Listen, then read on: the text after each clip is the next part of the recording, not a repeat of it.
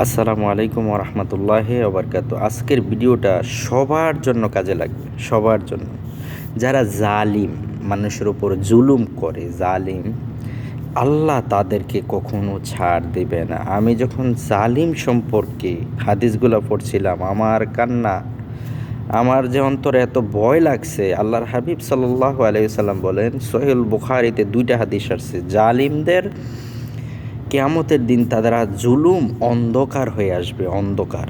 সে আলো দেখবে না, কিয়ামতের মাঠে সে আলো দেখবে না, শুধু অন্ধকারের মধ্যেই পড়ে থাকবে।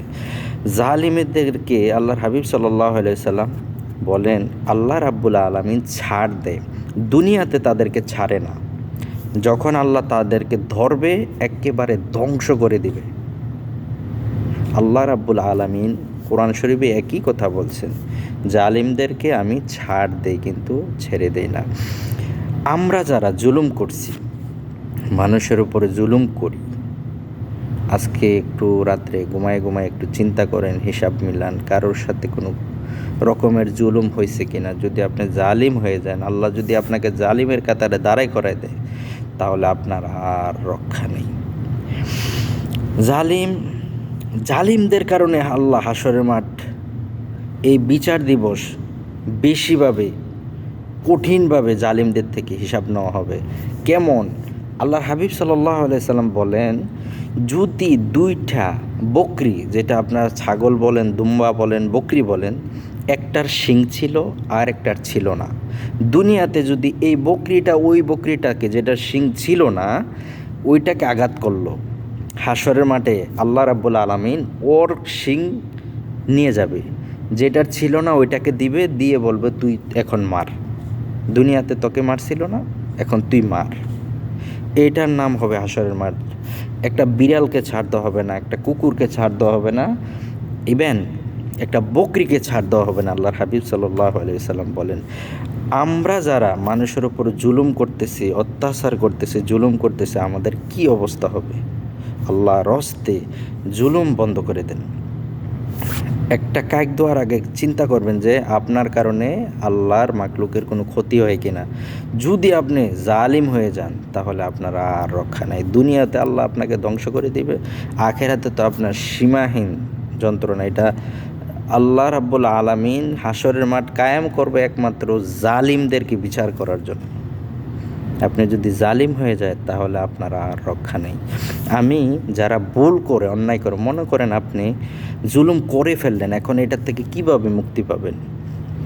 মুক্তিরও রাস্তা রাখে নাই। যদি আপনি খাস দিলে তওবা করেন, এবং কি যার সাথে আপনি জুলুম করছেন তার আমানত ফিরিয়ে দিয়ে তার কাছে আপনি ক্ষমা চান, তাইলে আল্লাহ আপনাকে মাফ করে দেবে, আর না হয় মাফ করবে না। আর যদি সে দুনিয়ার থেকে চলে যায়, তার আমানত তার পরিবারকে ফিরিয়ে দিতে হবে, আর তার জন্য সবসময় নেক দোয়া করতে হবে, আল্লাহ যেন তাকে জান্নাতুল ফেরদাউস দেয়, আল্লাহ যেন তাকে মাফ করে দেয়। তাহলে আপনি এটার থেকে রক্ষা পাবেন। আল্লাহ রহমান ও রাহিম, কেমন 99 মায়ান গুণ আল্লাহ। আপনি যতই অপরাধ করেন না কেন, একবার যদি চোখের পানি ফেলে বলতে পারেন, মালিক আমি ভুল করছি, আমাকে ক্ষমা করে দাও, আল্লাহ রাব্বুল আলামিন প্রস্তুত আপনাকে মাফ করে দেবে। কিন্তু কোনো জালিমকে আল্লাহ ক্ষমা করবে না।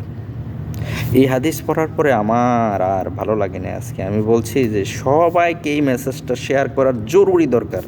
সবাইকে এই মেসেজটা বেশি বেশি শেয়ার করে দেবেন, যে কারোর উপরে যেন জুলুম করা না হয়। সৌদি আরবে বলেন, বিদেশে বলেন, বেশি জুলুম করা হয় আমেলদের উপরে, লোকদের উপরে। যারা ফোরম্যান আছে, সুপারভাইজার আছে, তারা এরিয়া ম্যানেজার আছে, তারা বেশি জুলুম করে আমেলদের উপরে। এই জালিমদেরকে আল্লাহ কখনো ছাড়বে না। যারা সাপ্লাইতে কাজ করে, তাদের আন্ডারে অনেক লোক থাকে। একটা আমেল থেকে সে বছরে যদি 10,000 রিয়াল ইনকাম করে, তাকে দেওয়া হয় 5,000 রিয়াল, আর অর্ধেকই তারা উপরের লেভেলে যে ফোরম্যান বলেন, সুপারভাইজার বলেন, এরিয়া ম্যানেজার বলেন, এরাই খেয়ে ফেলে। আল্লাহু আকবার! তাদের যে কি অবস্থা হবে, তাদের যে কি হবে আল্লাহ ভালো জানে। এই জন্য বেশি বেশি বেশি ভিডিওটা শেয়ার করবেন, আর আপনারা আজকের থেকে প্রতিজ্ঞা করেন, আল্লাহ আমাকে জালিমদের কাতারে ফেলাইও না। আল্লাহ রহমানুর রাহিম, যে কোনো মুহূর্তে আপনাকে ক্ষমা করে দেবে, কিন্তু জালিম যদি আপনি হয়ে যান আপনাকে ক্ষমা করবে না। খুবই চিন্তিত আছি যখন এই হাদিসগুলো পড়লাম। আসসালামু আলাইকুম ওয়া রাহমাতুল্লাহি ওয়া বারাকাতুহু।